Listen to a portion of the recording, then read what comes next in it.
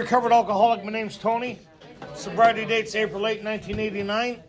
Welcome to the Thursday night Big Book Study Workshop, the program of recovery. We do it Zoom. Welcome everybody on Zoom, making this possible for those that can't make the meeting. How we open this meeting is with a bit of outside help. Let's open with the serenity prayer. What do we need for a good meeting? God. Grant me the serenity to accept the things I cannot change, courage to change the things I can, and the wisdom to know the difference. We got Joanne back tonight, which is awesome. She was out doing service at the service assembly. AA's in good hands. Well, it's in some hands. I don't know whether they're good or not, but it's all in hand, that's right for sure. So, for those who've been following along, we're more about alcoholism. We're just overviewing Fred's story and some of the homework we had, and we were just joking about it earlier. Like, a lot of people don't like the way we do step one out of the book. They like the one where you do step one and you feel good after you do it. How many people like that step one better? How many people thought they did step one before? I did step one, I feel so good. Right? And then you come to a study like this, I did step one, I feel so bad. Right? And that's the essence of it, right? Because if you still feel good about step one, you really haven't done step one. Right? And once you understand their understanding of it, then when you hear all this stuff that you hear in the fellowship, you really start seeing it makes no sense what they're saying. What they're saying is either step one doesn't apply to them or they don't understand what they're talking about, right? And so one of the things about getting educated, that's what step one is. Step one is about getting educated on what the problem is.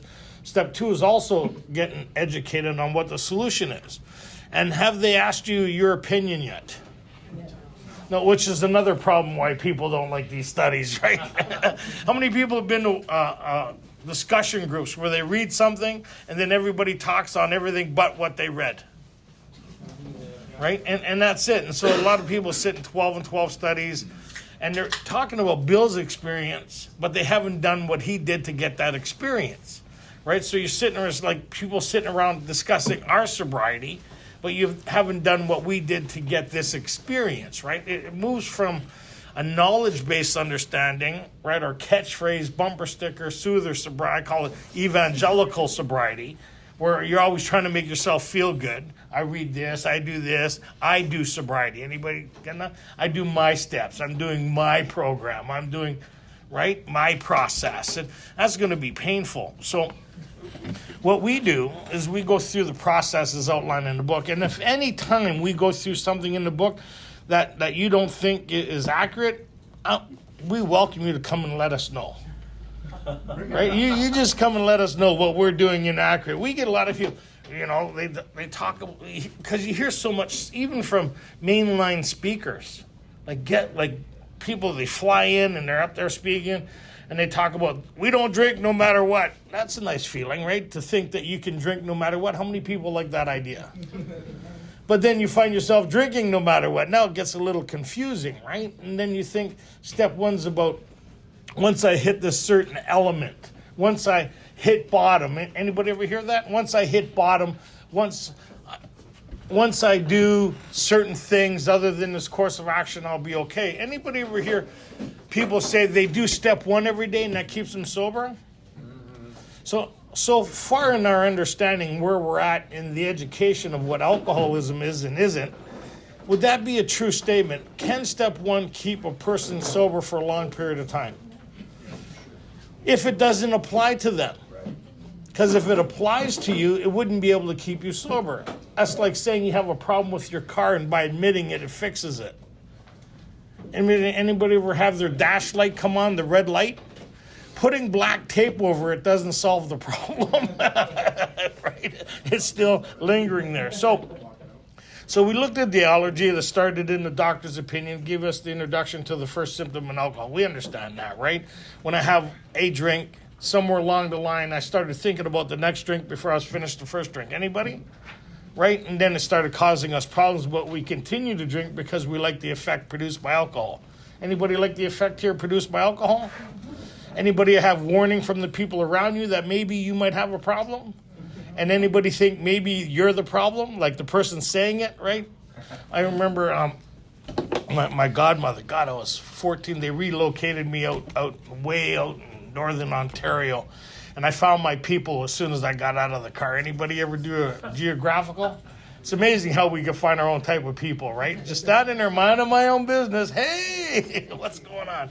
Anyways, she was sitting down with me and she was quite concerned because she knew my dad and she was like crying. And I said, it's okay, Auntie. It's okay. I was consoling her about her. And I was thinking, this lady's crazy, right? But now I understand what she was talking about then, but I didn't know. So the second symptom in alcoholism is what? Malady. The malady. So it starts to make sense. It's an undetectable condition that lies dormant within us, and then somewhere along the line we're drinking against our own will. Anybody here drinking against their own will? Right? And so they gave us examples here. The first example was Jim. And everybody loves Jim because everybody ties an excuse to his drinking, right? Well, we see, look, here's one of the conditions that people talk. He was irritable, restless, and discontent. And they associate irritable, restless, and discontent as one of the symptoms in alcoholism. Anybody ever hear that? That's untreated alcoholism. Well, it really isn't. That's untreated human condition. Anybody know people who are irritable, restless, and discontent? I was at work today, and there was like 4 people walking around like they ate a shit sandwich, you know what I mean? Just the look on their face, right? You know to avoid those people. Anybody ever look at somebody's face and say, we'll try to avoid that person all day, right? So the next person here is Fred. What's Fred got going on for him? He's got everything going on for him, right? Right? And they told him about alcoholism. We covered that last week, right? And he believed he had a problem, but he didn't believe it was a problem that he couldn't manage, yes? Mm-hmm. Right? He thanked everybody for the information, and he kind of consolidated him, what was that word? Consoled? Yeah, himself that he wasn't as bad as these people presenting. Convinced himself. Either way, right? That he was still convinced that he could be his own solution to his own problem, which is the first obsession, right? Is that we could fix ourselves with self. I know none of you fine people has ever suffered from that. Anybody ever tried to keep themselves sober based on your own experience? And who was more surprised than you that you relapsed? How many people has promised people around here that you're never going to drink again? How many people got a 24-hour chip? This is the last one I'm getting. Sure it is. All right. And then what I like the most is people who come back and get chips again go, well, I never really did it the last time. We know that. How do you know that? Here's your chip, right? So Fred, he goes on and talks about here how well he's doing. Everything's going fine with him. And then over on the next page, we'll kind of start from there because on page 40, we heard no more of Fred for a while. One day we were told that he was back in the hospital. Who are you again? My name is Joanne, and I'm a recovered alcoholic. Hi, Joanne.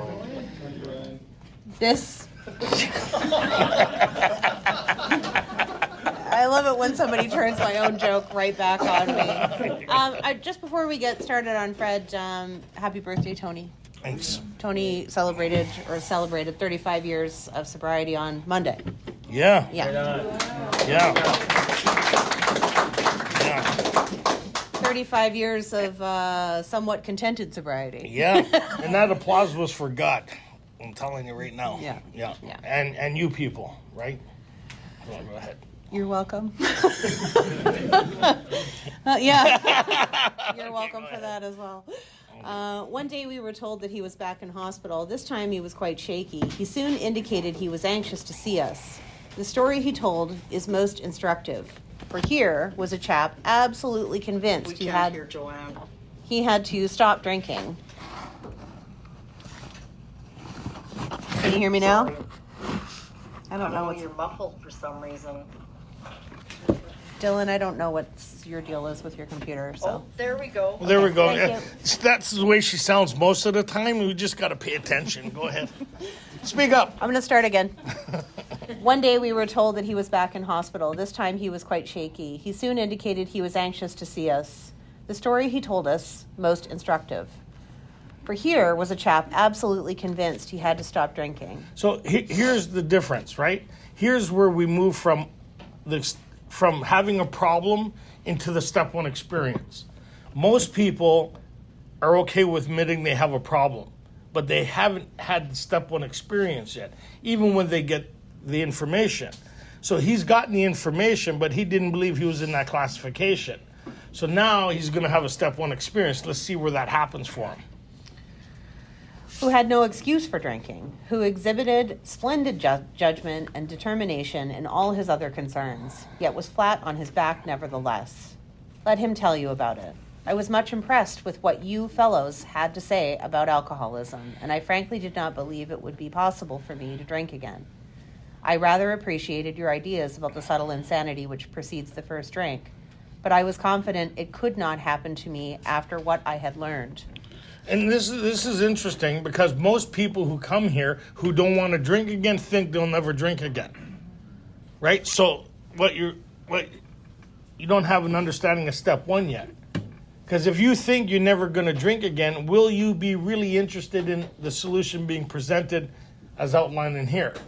How many people came to Alcoholics Anonymous with a desire never to drink again? Yeah. At some point, maybe not the first time you came, but at some point you came to Alcoholics Anonymous with the desire in mind to never drink again, right? It was not about controlling and enjoying it anymore. It was about stopping. And how many of you thought it was a matter of making a decision and having necessary support? How many of you? How many of you drank again? Okay, so we're relating to Fred thus far, yes? I reasoned I was not so far advanced as most of you fellows, that I had been usually successful in licking my other personal problems, and that I would therefore be successful where you men had failed. So he's mixing up his human condition with the illness of alcoholism, right? Because in his personal life, he does really well. But there's an underlying condition that he can't see, feel, and touch. And when he does a self-assessment, I don't feel like drinking. The obsession is gone. There's no desire to drink, so I should be okay. How many people has heard that? Right? They hear that, that's it. The obsession is gone, and so they have a false sense of they're okay. But that's not the problem, right? You could see the obsession, and you could smash that. You could take it to a meeting. You could bring it to a friend's place, right? You could do something that creates a diversion. How many people stop, man, I really want to drink, but I better not. And you go to a meeting, call somebody, or do something, and you think, oh, look how successful I was because I thought about drinking and I didn't drink. Boy, am I doing better. That's not the illness. That's the id. We're going to go through the bottom of page 40 and a little bit into 41 here, and we're going to see if what happened to Fred matches the description that Tony just gave us, right? This, I want to drink, I better phone someone, I'm kind of in the midst of this like heavy thought towards the first drink, right? Let's see if that's what Fred describes here. I felt I had every right to be self-confident, that it would be only a matter of exercising my willpower and keeping on my guard. Anybody? How many people here at meetings, it's just a matter of being vigilant? Just don't take the first one. I got to remind myself every morning that I'm an alcoholic and I can't drink, right? This is the kind of language that Fred is using here, right? In this frame of mind, I went about my business for a time, all was well. I had no trouble refusing drinks. Anybody? Yeah. Right? And then you're talking in a meeting how great you're doing. And began to wonder if I had not been making too hard work of a simple matter. One day, I went to Washington to present some accounting evidence to a government bureau.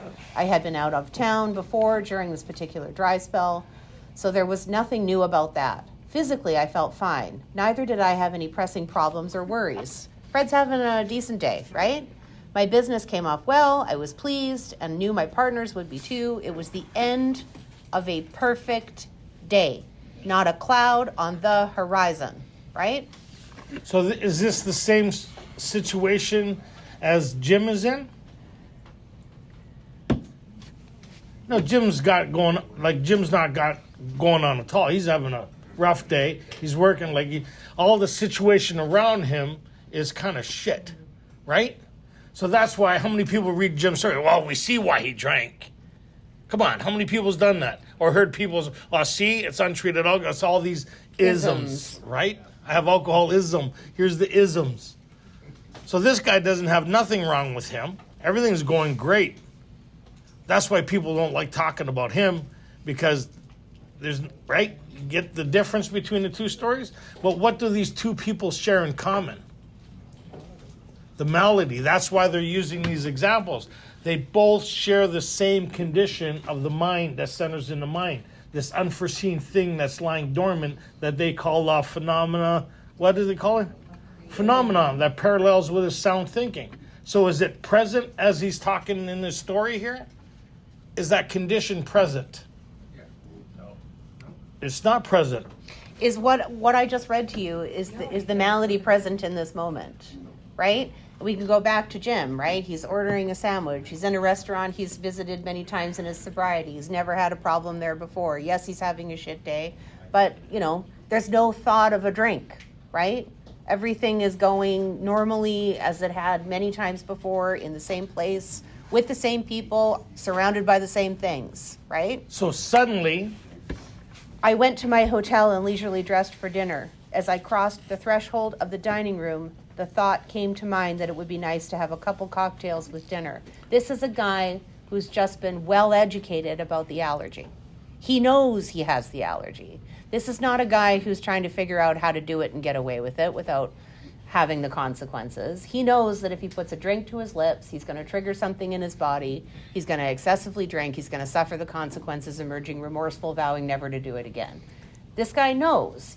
He thinks that he's not quite in line with the people that came to visit, right? He felt that he still had the ability to say no and decide whether or not he would drink, right? But this is not a guy who's, I need a drink, I gotta phone a friend. He's having a great day, right? Not a cloud on the horizon. so when the thought came, that's the malady no longer lying dormant. It's taken over. It's taken over his mind, and he can't see it's taken over his mind. Right? That's what we want to get at. When it takes over, you can't see it's taken over, and to them, their alcoholic life seems only normal. So it makes sense for him to have a drink. But if you were to ask him prior to that, does he want to drink? No, he sees, right? No, he doesn't want to drink again, and there he is. Same with Jim, suddenly. So between Jim and between Fred up until this point, what could they have done to avoid where they ended up? What warning could they have pulled out of their pocket and said, oh, I shouldn't be in this place, I shouldn't be around these people, I need to phone a friend, right? Was there any displayed ability to do any of that prior to picking up the drink in both situations? So what is the only thing that these two actually have in common in these two stories? Suddenly, right? Without warning, without the ability to do anything about it, without the ability to make a different choice, just instantly, without warning, it suddenly seems like a good idea to pick up a drink. And that's what they mean by how shall we help our alcoholic readers to determine to their own satisfaction whether they are one of us. So what you do is look back in your own drinking history. How many times where you said never again, or I'm not going to do it this Friday, and you did it again? How many times did you promise people around you never again? And meant it. It's not running out of your nose. I can't believe I did it. I'm so horrified what I did. And do it again. Then people ask you stupid questions. Why are you doing that? Well, if you let me know, we'll both know. so we're letting you know, right? This is why we do it. I ordered a cocktail with my meal, then I ordered another cocktail. Why? What are we dealing with now? Right? Is this something that is centering in the mind now? No, it's centering in the body, right? And the mind's not going to be able to overcome the physical nature of alcoholism, right? We're not going to be able to just moderate. So when you're having a drink, what does it make sense to do? Drink Have more. another one. Right? The people around you is horrified, but you're looking at them like they have a problem now. What? After dinner, I decided to take a walk. When I returned to the hotel, it struck me a highball would be fine before going to bed. We know why he went for a walk, eh? Why are you leaving a bar, eh? Who are you going to go meet? The late night last call guy. Hey, buddy, is that baking soda? Yes, it is. So I stepped into the bar and had one. I remember having several more that night and plenty the next morning. I had a shadowy recollection of being in an airplane bound for New York and of finding a friendly taxi cab driver at the landing field instead of my wife. The driver escorted me about for several days. Several days. Wow. I've partied with a few cab drivers. I know little of where I went or what I said and did. Then came the hospital with unbearable mental and physical suffering.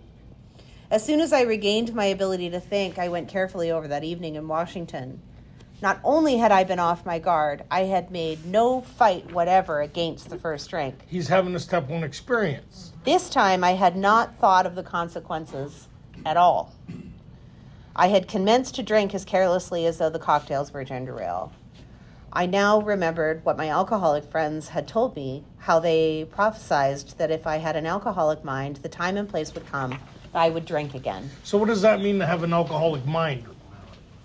The malady. So it's not my behaviors, right? Because we could all, like the one guy could have a lot of problems, this other guy could have no problems whatsoever, but they're sharing the same illness. This other person may need a little more outside help or more therapy, like people like me and Joanne, right? You need to be a little, yeah. You know, but both people will need to pursue the same solution to bring about the same result. Where some people will carry on their lives as a result of the solution. Then you got guys like Bill, right? Who were plagued with depression and resentment, and it took a little more effort on the application of these principles to maintain this thing. Other people seem to do pretty well once they have a psychic change or spiritual experience. Then there are group people like us where the trauma and the events of the past become evident. Now I need to deal with my human condition through spiritual principles. Does that kind of make sense? Welcome back. Where you go? Wherever I went. They had said that though I did raise the defense, it would one day give way before some trivial reason for having a drink. Well, that did happen and more. For what I had learned of alcoholism did not occur to me at all. I knew from that moment that I had an alcoholic mind. I saw that willpower and self-knowledge would not help me in those strange mental blank spots. I had never been able to understand people who said that a problem had them hopelessly defeated. I knew then it was a crushing blow. So what Tony just described, right? Like we're getting a bit of a snapshot on a particular individual. He has a common or shared problem with the previous story that we read with Jim, but he really doesn't share much more in common. He seems like an upbeat kind of guy. He seems to probably come from a not problematic background. He approaches his problems without, being overwhelmed by them. He moves about his life with a certain amount of ease and peace, except when it comes to alcohol, right? It's a really great example of being able to set aside all of the human stuff and just look at the symptoms of alcoholism in action. So what caused alcoholism in his life? What revealed it? Alcohol. Alcohol reveals the problem, it doesn't cause it, which is interesting. These two people share the same thing. Both of them, right, through their drinking, revealed that they had an illness, right? So if this guy never had the illness, would he have lived a happy, successful life? Right? So the other guy, Jim, if he never had this illness, would have been outside help. Would he have been successful? If he got some therapy, some help, right? So we see what determines the course of these two people's lives is this illness of alcoholism. That's determining the outcome.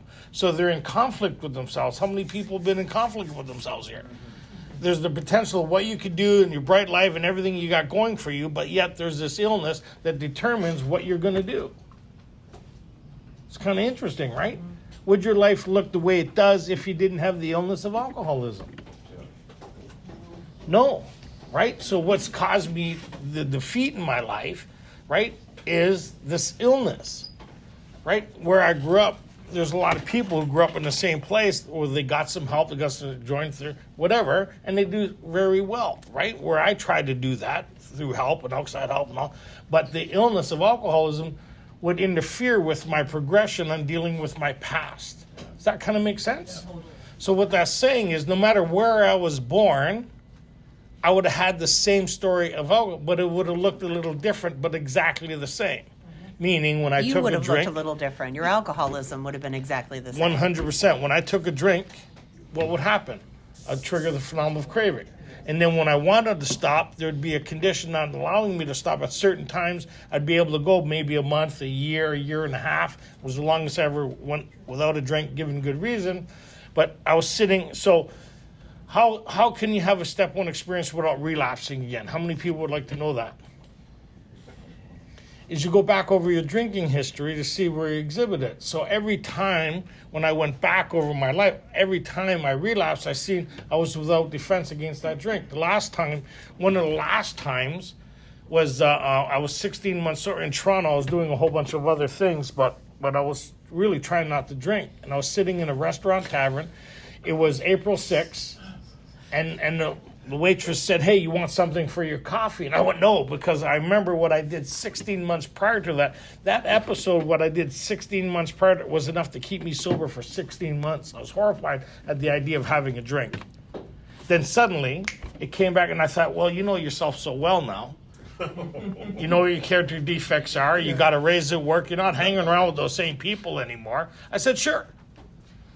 She poured a shot into my coffee, and that coffee needed another coffee, right? And then I got rid of the coffee, and then I came to in Vancouver. But that's another story. Okay.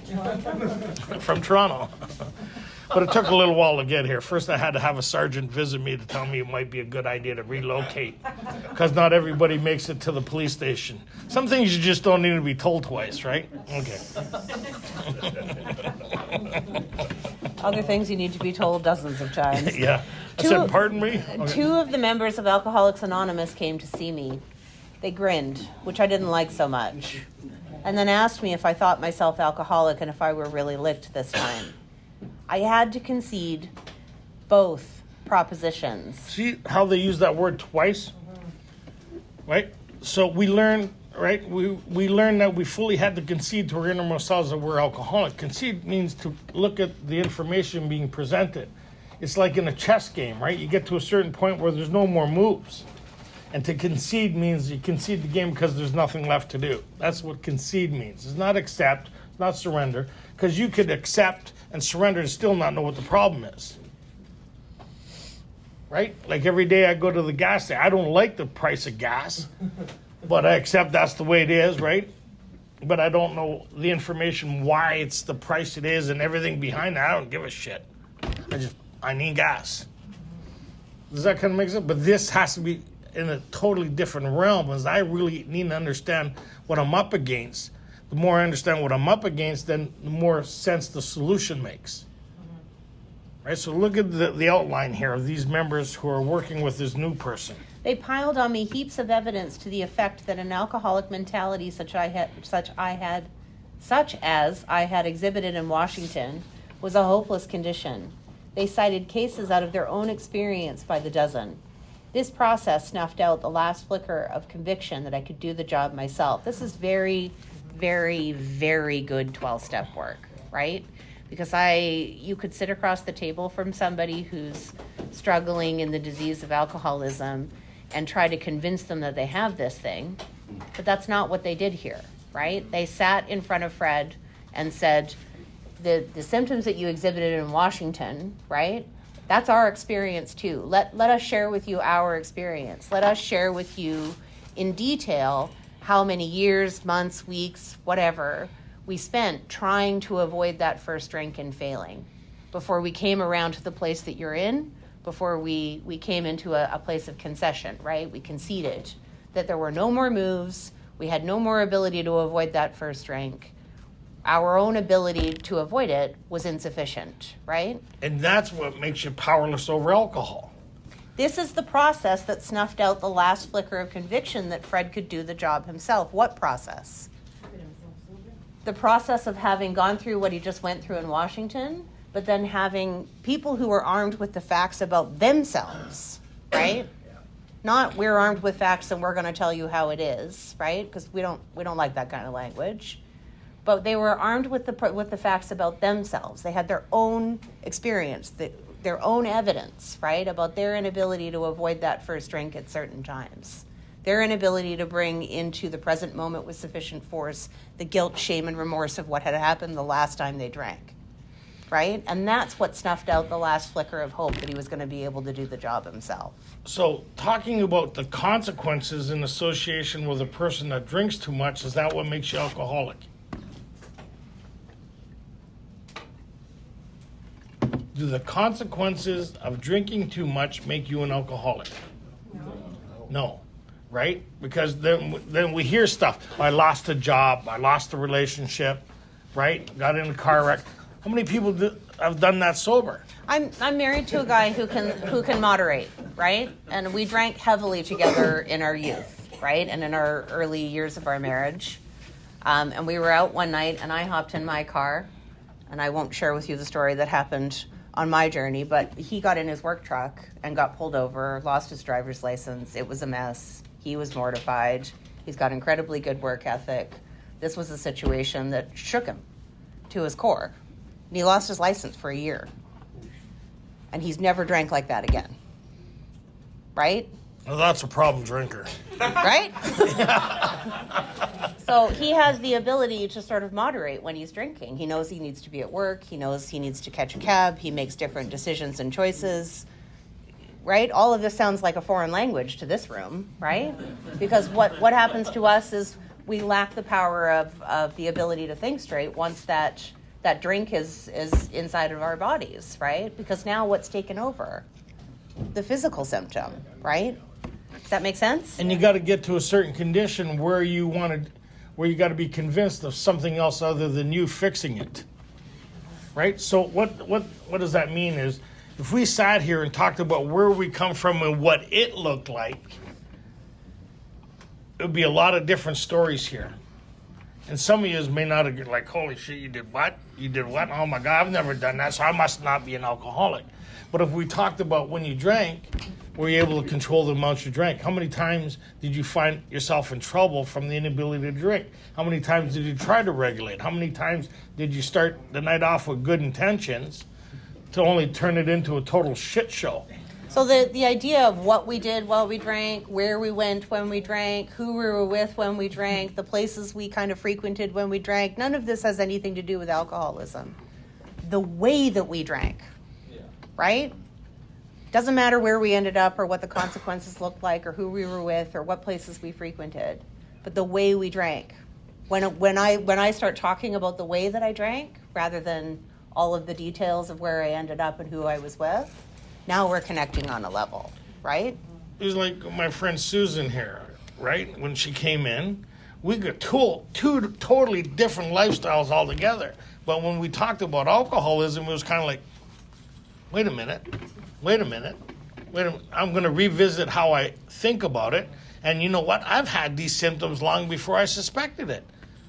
Right? It's kind of, that's why they talk about the symptoms. That's what these guys did. Well, what about when you went here and you said you weren't going to do it or you're going to behave? And did you find yourself going way past the point where you should have? How many people find themselves doing that?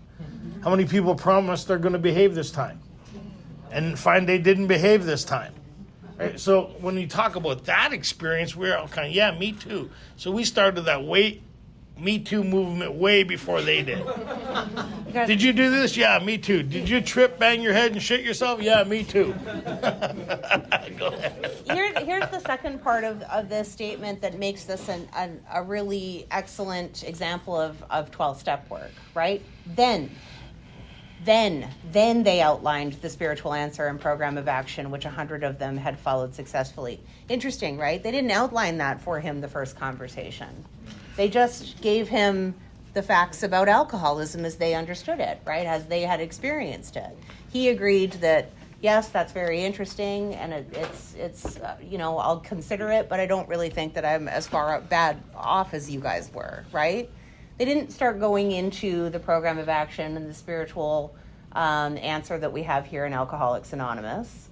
They thanked him, wished him well, he went on his way, right? And it's not until they sat carefully and examined from their own experience, their own inability to stay away from that first drink at certain times. Then he says that this process snuffed out the last flicker of conviction that I could do the job myself. That's when they outlined the spiritual answer. That's step one. Right? So then when they outline step two here, whose conception are they giving? Whose experience are they giving? Theirs. Are they asking you to choose your own understanding before they explain it?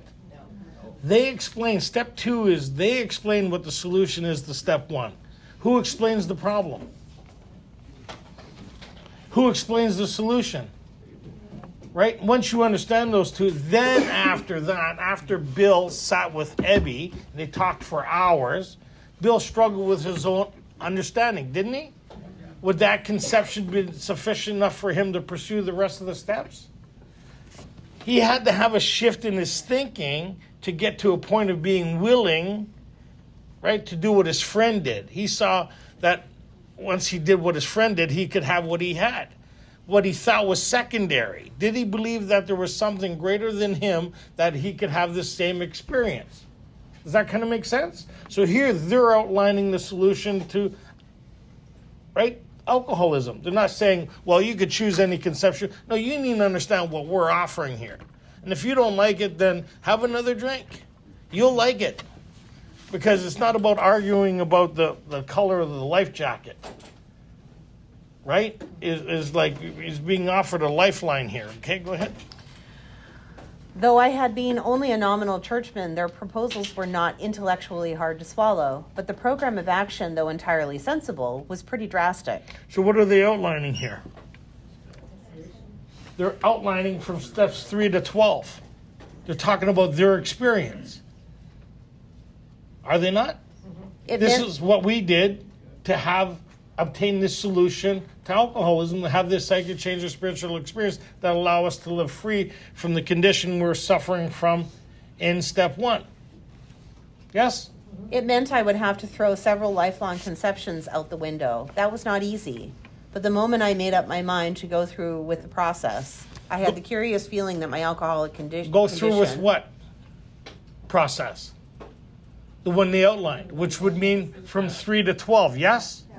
So the confirmation of the change that they're talking about, presenting as the solution to his problem, the confirmation to that is step 12.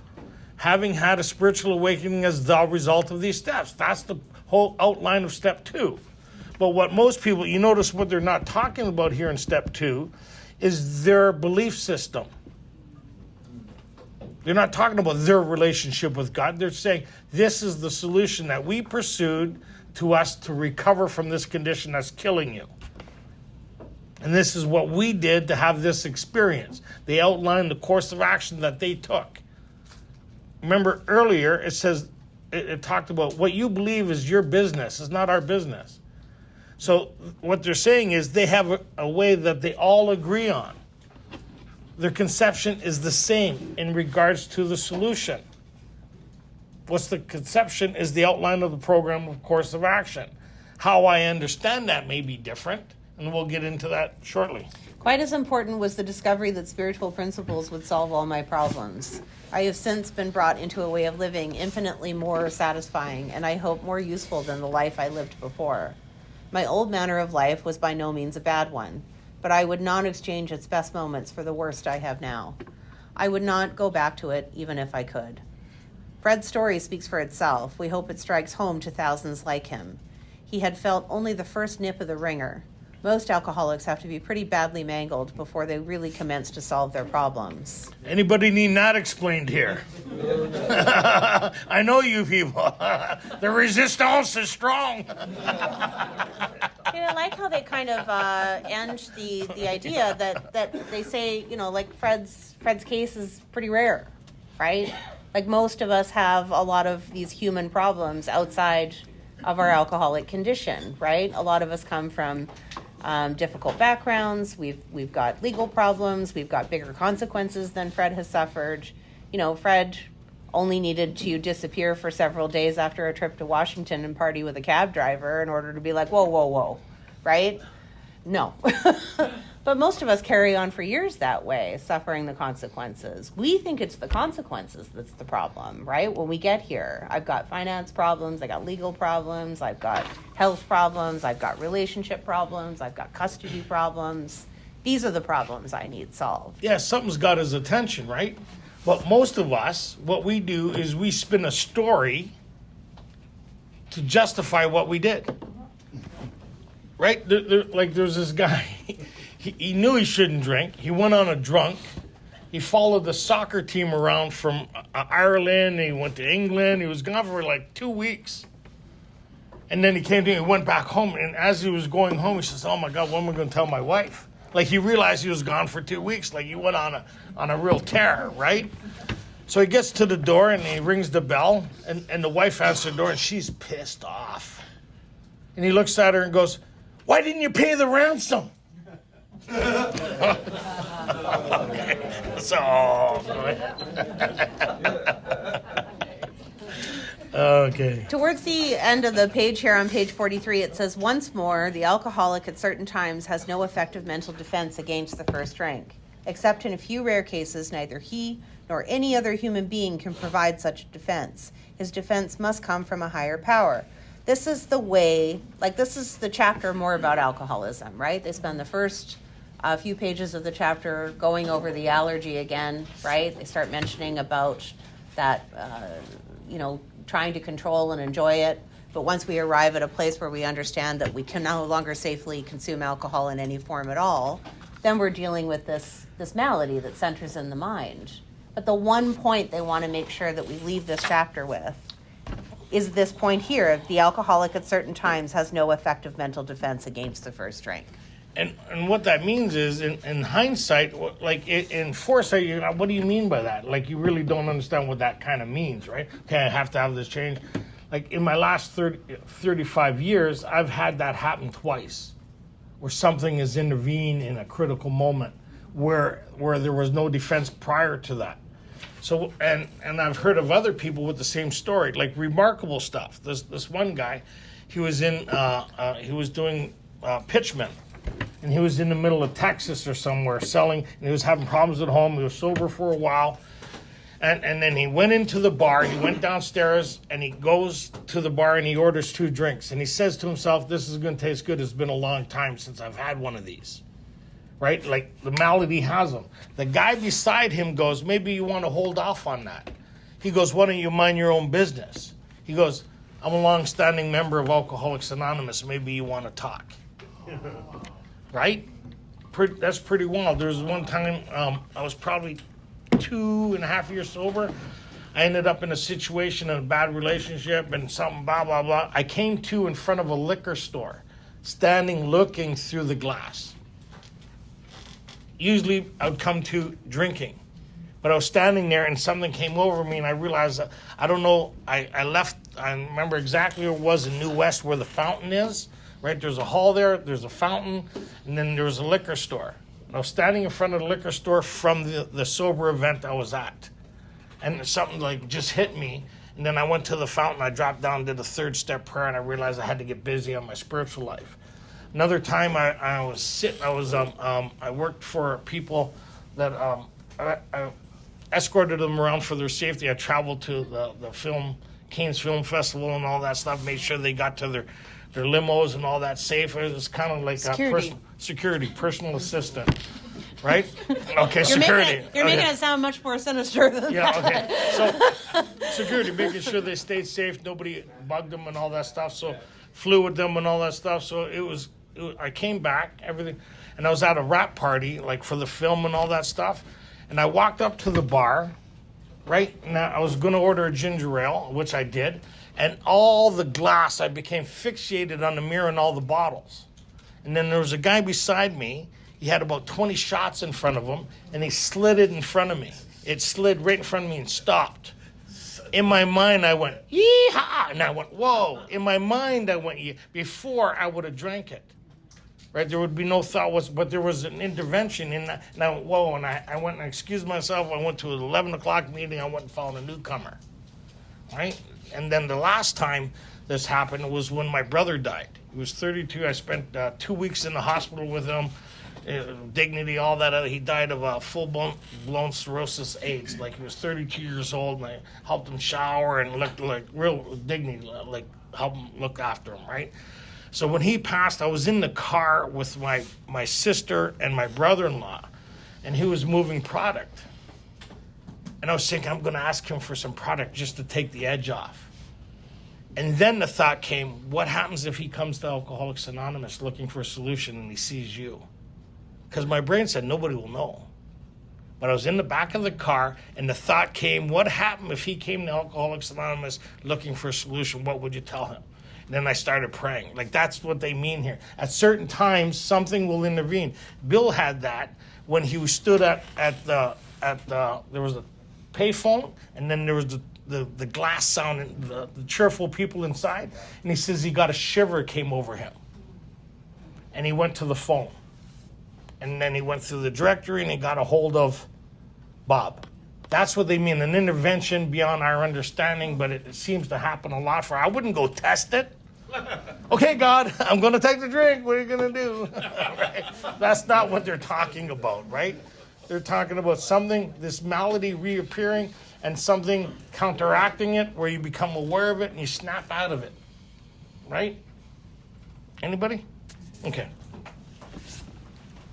What? You ever have that? Yes. Yeah. Oh, tell the fire alarm. You got to share one. Don't make me sit here looking like a nut. Well, you do that on your own. Here. Okay, go ahead. I was just before my 1-year cake, and we don't do this anymore, but we felt kind of reassured. I was doing really well. It was a hot day. My husband was mowing the lawn. I said, I'm going to run in the house upstairs for a glass of water. Do you want anything? And he said, do you mind grabbing me a beer? To which I normally would have said no, but I said sure. And you're not quite present. I'm talking to the right room. None of us are ever in the current moment.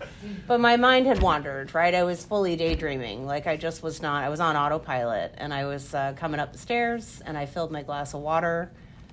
No thought of drinking, no anything like that. I opened the fridge. I grabbed the beer. I cracked it open. I was inches from putting it to my lips. And the smoke alarm went off in our hallway for no reason. Wow. And it continued to go off. We had to unwire it, and replace it. Are you listening now? No. And I went downstairs, and I was a bit taken aback at the whole experience. One, because I nearly drank, which for me would have been the end of everything, and from what had just happened. And that's the last time my husband asked me to go get him a beer. Yeah, and so what do they call these experiences? If you had to kind of explain it, what does the book call it? Page 27. They call it a phenomenon, an intervention of something that's really you can't describe, something that's present that people experience. Can I read it? Yes. Here and there, once in a while, alcoholics have had what are called vital spiritual experiences. To me, these occurrences are a phenomena. They appear to be in the nature of huge emotional displacements and rearrangements, ideas, emotions, and attitudes which were once the guiding forces of their lives, of the lives of these men, are suddenly cast to one side, and a completely new set of conceptions and motives begin to dominate them. In fact, I have been trying to produce, this is the doctor talking to his patient, such an emotional rearrangement within you. With many individuals, the methods which I employed are successful, but I have never been successful with an alcoholic of your description. So meaning he has the malady, he's tried everything under this doctor's care, doesn't seem to be working. Remember that story? This guy thought relapse was unthinkable. He had to have the step 1 experience. And the doctor, what step is this doctor talking to him about? What step is the doctor talking to this person who is dying of alcoholism about? Step 1 was earlier. You have the mind of a chronic alcoholic. He gives him the nature of his condition, which is what step? Step 1. Then he says, is there any exceptions to people who have this problem? Right? He says, you're going to die, basically. He says, is there any exceptions? Then he outlines, he says, I've heard of this thing that's been happening since the beginning of time. So what step does the doctor present to this person who's dying of alcohol? Step 2. He needs to have a certain change in order for him to recover from the condition that's killing him, yes? They call this experience a phenomenon, right? So how do you explain a phenomenon of something that makes no sense? So what you need to have is a group of people who's experienced this thing. The doctor witnessed it, right? He welcomed this move. Remember, the first person he witnessed it was with Bill, because he come to regard him as hopeless. Then he acquired certain ideas that he put into practice, that he recovered from this thing. And the doctor talked about these certain types of people. All their ideas must be grounded in something greater than themselves if they're going to recreate their lives. Most of us, our thoughts are grounded in ourselves. This is moving past that. So here they talk about the spiritual appendix. So when we talk about step 2, it's a specific solution to a specific problem. So the outline of what do they mean by this, right? So they all got together and explained what the solution is to step 1, right? That's obtained through a course of action. So when you talk about step 2, you're talking about a course of action that brings about this change. The confirmation of that change is in step 12. So when you talk about step 2 in a meeting, you're talking about the psychic change or spiritual experience that's obtained through a course of action that enables us to recover from the condition that's killing us in step 1. You're not talking about your relationship with God.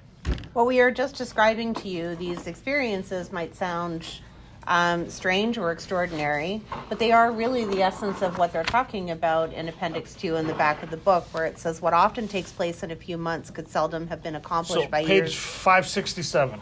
by years of self-discipline. With few exceptions, our members find that they have tapped an unexpected inner resource, right? What we're describing is not something out here, right? We're talking about something deep down within.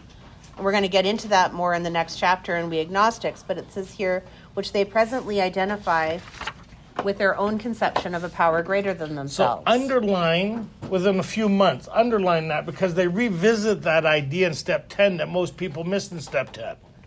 It usually takes place in a few months, can seldom have been brought about by years of self-discipline. What they're talking about is an experience, not an understanding. Right? It's not I'm not working the steps every day. It's not about working the steps. Right? It's not about the mechanics of that. It's about the experience the steps get you to engage in practicing these principles. Remember, that's all been the story all the way through.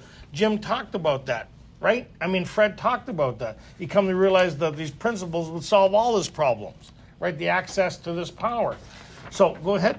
The other problem with this is that most of us don't have the luxury of years of self-discipline. Why?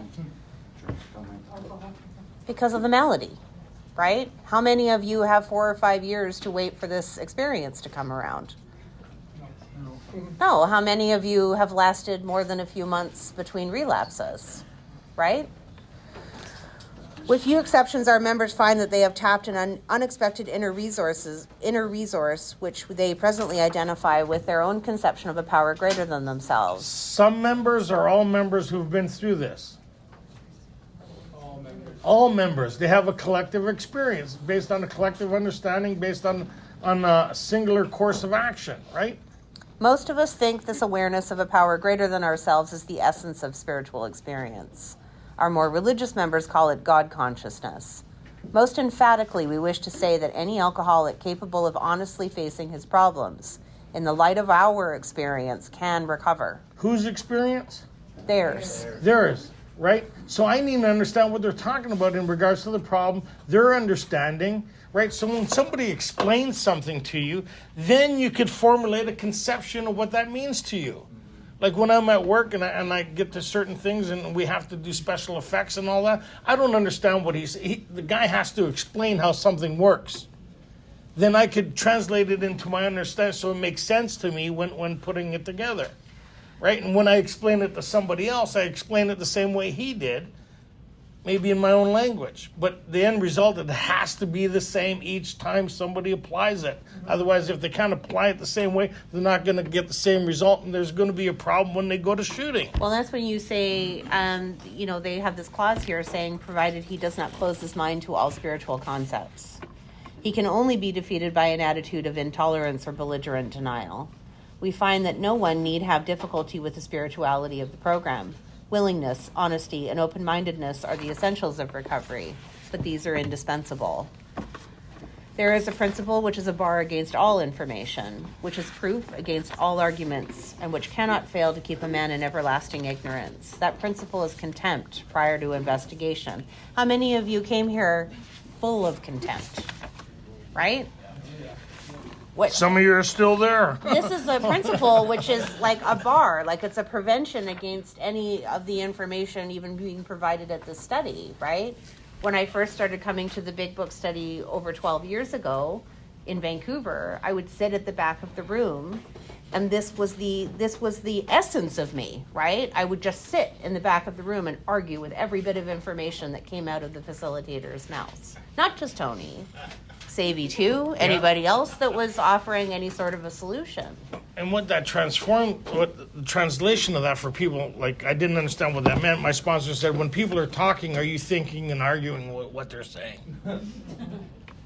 What? Like, I always go to self for clarification of what I believe and what I think. What they're doing here is they're giving you the information that we need to conform to the ideas that are being presented, because if I can't conform to them, then it's going to take another beating in humility. So how many people would like to know if they've done step 1 here? Nobody. No. We're on page 44. So that's the homework this week. You're going to read through this and see what their idea of presenting what the problem is, what the solution is, and the problem around that. Right? They're going to introduce us. It's the beginning of the introduction, whether I need to move forward into step 3 or not, and they're going to help me navigate through that. So let's find out if we've done step 1 or not. Everybody ready? Don't say it out loud. How many people remember their last relapse? Okay, now you're back there again. Don't talk out loud. Pretend you don't have Tourette's for 2 minutes. It's a bit of control. And write down the answer on the top of page 44. Right? You're sitting with that drink in front of you again. You're there. You're back in time. You're just about to pick up that drink. What would you do different? Write it down. What would you do different? Write it down.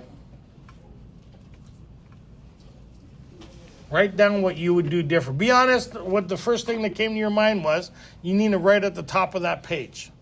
Got it. Everybody got it? How many people not participating? I got it.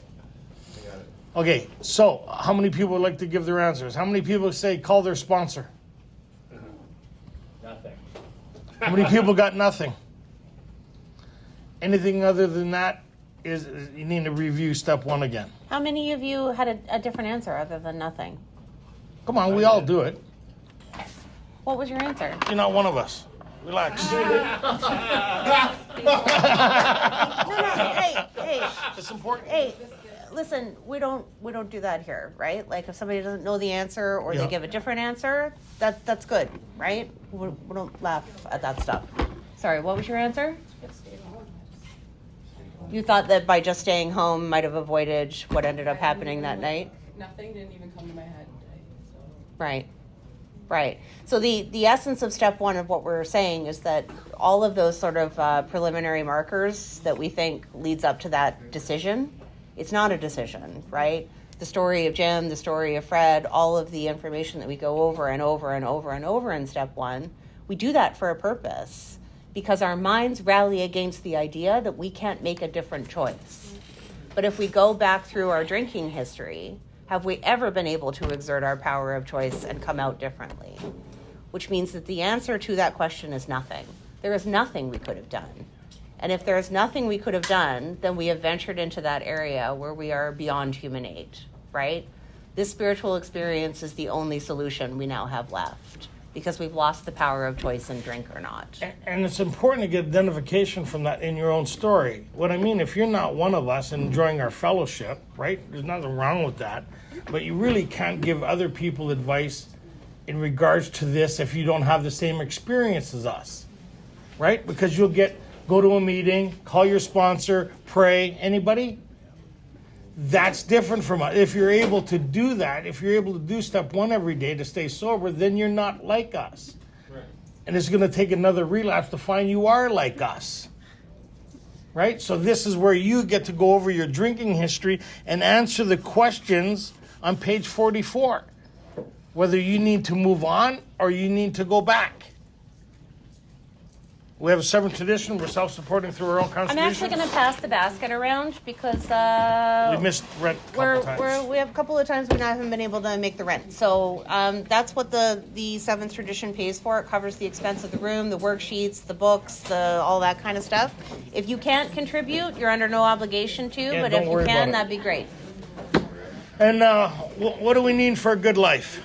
God. God, Grant me the serenity to accept the things I cannot change, the courage to change the things I can, and the wisdom to know the difference. Just read page 44, 45 and see what they're saying before we move on.